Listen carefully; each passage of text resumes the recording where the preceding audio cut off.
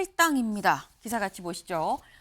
통합 외쳤지만 이준석계 개혁 가능성 소멸 첫 탈당입니다. 네, 탈당을 누가 했느냐? 이 사진에 지금 보이시는 신인규 전 국민의힘 상근 부대변인이 탈당을 했습니다. 이준석계다라고 얘기가 지금 나왔죠, 제목에. 어제 뭐라고 얘기하면서 탈당을 했는지 들어보고 오시죠. 저는 오늘 국민의힘을 탈당합니다. 이제는 민심과 돌이킬 수 없을 만큼 멀어진 국민의힘을 떠나서 어렵고 힘든 정치 변화의 길을 담대하게 걸어 나가고자 합니다. 윤석열 대통령을 탄생시키기 위해 과거 국민의힘이 보여줬던 변화와 개혁의 가능성은 이제 완전히 소멸되었습니다. 그래서 저는 오늘 양당 독과점 기득권 정치의 한 축인 국민의힘을 떠납니다. 당심 100%라는 외로운 섬을 떠나서 민심 100%의 넓은 바다로 당당히 향하겠습니다. 네, 신인균 전 상근 부대변인. 아니 뭐 부대변인 누군지 모르겠는데 이준석계라고? 왜 이준석계인지도 잘 모르겠는데 이준석이 탈당하는 것도 아니고 이게 뭐 왜 그러는 거야? 하실 수도 있습니다. 신인균 전 부대변인을 왜 이준석계라고도 얘기를 하는지 제가 이건 영상으로 좀 준비를 해봤는데요. 같이 보고 오시죠. 네. 저희가 요거 좀 준비가 아직 조금 좀 미흡해서 설명을 드리겠습니다. 일단 신인균 전 부대변인이 토론 배틀이 처음 이준석 전 대표가 되면서 도입을 한 거죠. 그러다 보니까 요 토론 배틀에서 실제로 이 뭐 수상이라고 당선이라고 해야 될까요? 대변인으로 선발이 된 그런 이 대변인이었습니다. 때문에 이준석계다, 이준석 퀴즈다라는 얘기도 같이 있었었는데 이 대변인이 가능성이 없다라고 얘기하고 지금 내려간 겁니다. 근데 그렇다고 한다면 드는 생각이 그러면 신인균 전 부대변인 잘 모르겠지만 탈당을 했다고 한다면 이준석계라고 하면 이준석 대표도 탈당을 이제 하는 거야? 라는 생각이 들 수도 있죠. 관련해서 신인균 전 부대변인은 뭐라고 얘기를 했는지 이준석 전 대표는 뭐라고 얘기를 했는지 목소리로 준비했습니다. 들어보시죠.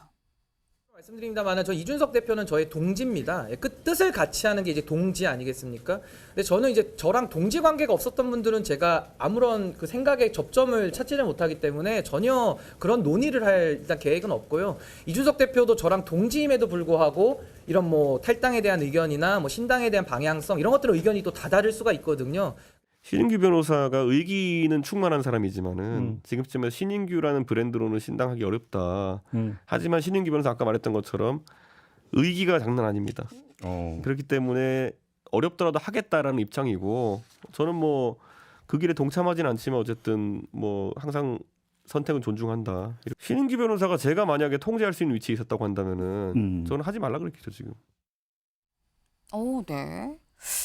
일단 분명한 건 그겁니다. 일단 신인균 전 부대변인은 이준석 전 대표랑 나는 좀 생각이 좀 다르다라는 취지로 얘기를 하고 이준석 전 대표는 나랑 얘기했으면 내가 말렸을 거다라고 얘기를 합니다. 그럼 장현주 변호사님, 이 얘기는 이준석 전 대표는 여전히 당에 좀 남고 싶은 마음이 더 큰 건가?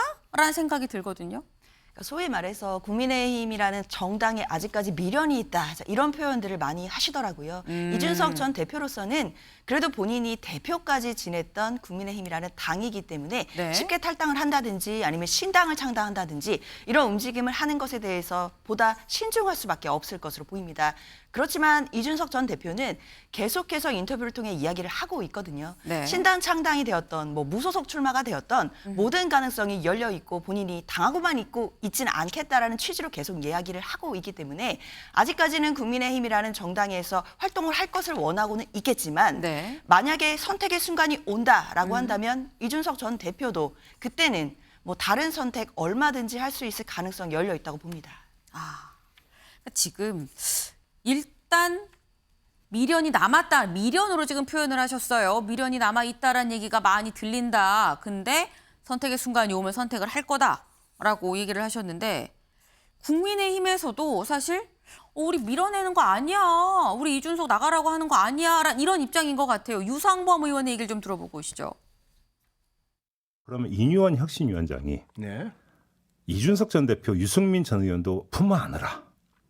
이렇게 얘기하고 당 지도부가 수용하는 이런 시나리오도 가동이 될 수 있는 겁니까? 그것이 뭐 단순히 특정인을 가지고 뭐 그런다면 그건 적절치 않은 거고요. 원칙을 제시하고 그 방향성을 가지고 가는 것이 뭐 충분히 합리적이고 우리가 수용할 수 있다면은 아마 그거는 뭐 받아들여질 수 있을 거라고 수용 생각합니다. 여지가 있다고 보세요. 기윤회는 유승민, 이준석 두 사람이 당연히 대표적인 인물이니까 그래서 질문 드리는 건데. 근데 지금까지 배제한 적이 없지 않습니까? 뭐 징계 때리고 뭐 했잖아요. 아, 그거는 징계는 했지만은 징계 그렇다고 해서 이준석 현 그 전 대표가 있는 당협에 그 새로운 당협위원장을 내세우지는 않았습니다. 자기들은 뭐 대단한 아량이나 자기들은 대단한 배려를 하고 있다고 착각하는 그런 사람들이 있어요. 예. 근데 제가 이런 거에는 뭐 굳이 구체적으로 답하기보다는 안철수식 유머로 답하고 싶네요. 뭐 어떤 유머인데? 뭐 하고 자빠졌죠 진짜. 이 사람들이 그러니까 2016년에 유승민 물먹이기 할 때 썼던 방식을 그게 그때 당 망쳤거든요. 제가 뭐 경선에 도전하고 이렇게 한다고 했을 때 분명히 막판에 가가지고 물먹이려고 노력할 거고.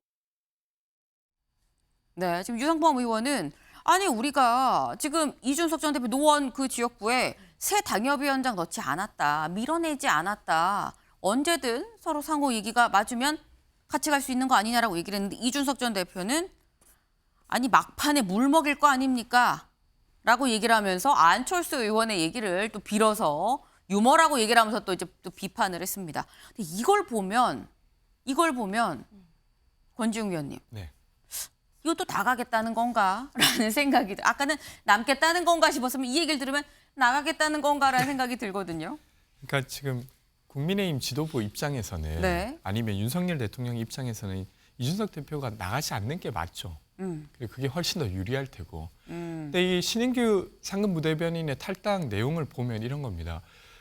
변화의 가능성은 소멸됐다. 그리고 1년 6개월 동안 바라본 것은 완전히 사유화된 당이다라는 것입니다. 네. 그리고 이준석 대표도 최근에 그런 기자회견을 했지 않습니까?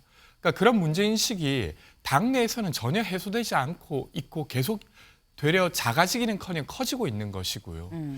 근데 이제 어떤 신당을 창당했을 때 정치적으로 어떤 위치를 차지할 수 있을 건가는 불투명하기 때문에 이준석 네. 대표도 쉽사리 탈당하기는 어려울 거라고 생각합니다. 근데 하지만 국민의힘이 지금처럼 사실은 변화하지 못할 거라고 보여진다고 하면 네. 신인규 상근 부대변인처럼 사실 탈당할 가능성도 충분히 있지 않습니까?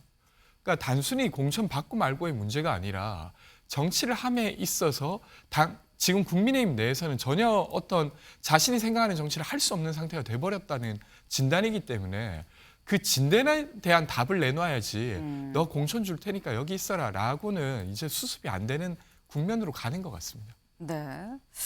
지금 말씀을 쭉 들어보면 일단 뭐 계속 고민을 하고 있고 그 약간 애매모호한 그런 상황이에요. 지금 현재 계속 쭉.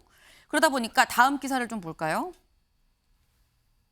이준석 유승민 이어 12월까지 창당 고민 긴장감 도는 국힘. 사실 이 제목이 며칠 동안 계속해서 반복적으로 나오는 제목입니다. 그만큼 지금 상황이 굉장히 애매한 상황이 쭉 유지가 되고 있다. 아마도 12월까지 계속 이 제목이 나올 것 같다라는 생각도 들어요. 근데 이런 가운데 김종인 전 위원장이 이준석 전 대표한테 가끔 또 조언을 해주는 걸로 알려져 있죠. 김종인 전 위원장이 이런 얘기를 했습니다. 들어보시죠. 이제 이준석 대표의 경우는 지금도 내가 당의 대표까지 했는데 나를 이렇게 할 수 있느냐는 이런 생각에 가득 차 있어요. 딱 단절을 하고서 본인 나름대로 자기 정치를 앞으로 어떻게 할 거냐. 그러니까 어떻게든지 내년에 국회에 들어갈 수 있는 그런 방안을 강구하라고 나는 그렇게 권고를 했는데 이제 본인이 아직도 거기에 대한 결심을 못한 것 같아요. 뭐 여러 가지 방법이 있을 수 있어요. 비례대표. 비례대표도 아니고 뭐 어디 가서 뭐 자기가 적절히 좋다고 하는 데 가서 출마할 수도 있고 그런 거죠.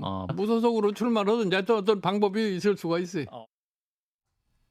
네, 여당이랑 단절해라. 네 살 길 찾아야 된다라는 게 지금 요지입니다. 근데 마지막에 들으셨나요?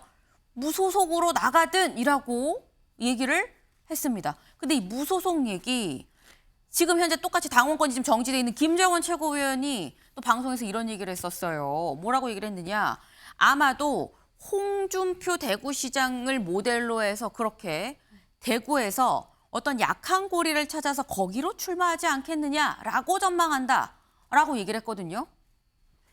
요거 좀 여쭤보겠습니다. 앞에 OX 팻말이 있죠. 이준석 무소속으로 대구에 출마한다. 하나, 둘, 셋. 지금 3개의 X와 하나의 O가 있습니다. 장현주 변호사님. 저는 아까도 말씀드렸지만 이준석 전 대표는 모든 가능성을 지금 고려하고 있다고 생각을 합니다. 그렇기 때문에 만약에 지금 본인의 지역구였던 노원에 출마를 못하는 상황이 된다라고 한다면 네. 저는 무소속으로 대구도 갈 수 있다고 생각하고요. 호남까지도 생각하고 있다고 생각이 듭니다. 네. 그만큼 이준석 전 대표로서는 내년 총선에 국회에 들어가는 것 그것이 목표일 것이지 지금 어느 지역구에서 어느 정당으로 이런 부분들은 또 지역적인 부분이 될 것이라고 생각을 하거든요. 그렇기 때문에 내년 총선이 이준석 전 대표에게는 사실상 마지막 기회일 수도 있는 것이고 네. 그렇다면 이준석 전 대표로서는 사실 신당 창당까지 생각하고 있는데 대구에 무소속으로 출마하는 거를 고려하지 않을 이유가 없거든요. 모든 가능성 열려 있다 이렇게 생각합니다. 네. 다른 분 다 X예요. 특히 김종혁 의원이 곰방 빼셨어요. 지금 X 팻말 꽂으셨다가. 네. X는 아니다. 못 나온다. 안 나온다. 뭘까요? 이준석 바람이 한 10여 년 불었었잖아요. 네. 그리고 이제 대표가 됨으로써 이제 그게 극대화됐었고 이번 총선에서 이준석 대표가 떨어지면 그 바람은 소멸됩니다. 정치적으로 더 이상 버티기 힘들어요. 네. 그러니까 이제 절체절명의 위기 상황이에요. 제일 좋은 대구에서 무소속으로 나온다. 대구에 있는 분들은 홍준표 대표하고는 달라요. 제일 싫어하는 게 배신자 프레임이잖아요. 유승민 전 대표가 그것 때문에 얼마나 지금까지도 지금 고통을 받고 있잖아요. 네. 근데 지금 만약에 이준석 대표가 무소속으로 나온다. 결코 제가 보기엔 당선되기 쉽지 않을 겁니다. 그리고 노원에서 서울에서 어떤 다른 지역에서 무소속으로 나온다. 네. 더욱더 어렵고요. 제일 가능성이 높은 건 국민의힘의 공천을 받아서 본인이 나오는 거예요. 그러면 그게 가능성이 제일 높죠. 그래야지 자기가 정치적으로 생명을 이어갈 수가 있어요. 네. 그렇기 때문에 이러지도 못하고 저러지도 못하면서 저렇게 어정쩡한 스탠스를 계속하고 있는 거라고 보거든요. 네. 신당을 창당한다? 저는 절대 못한다고 봅니다.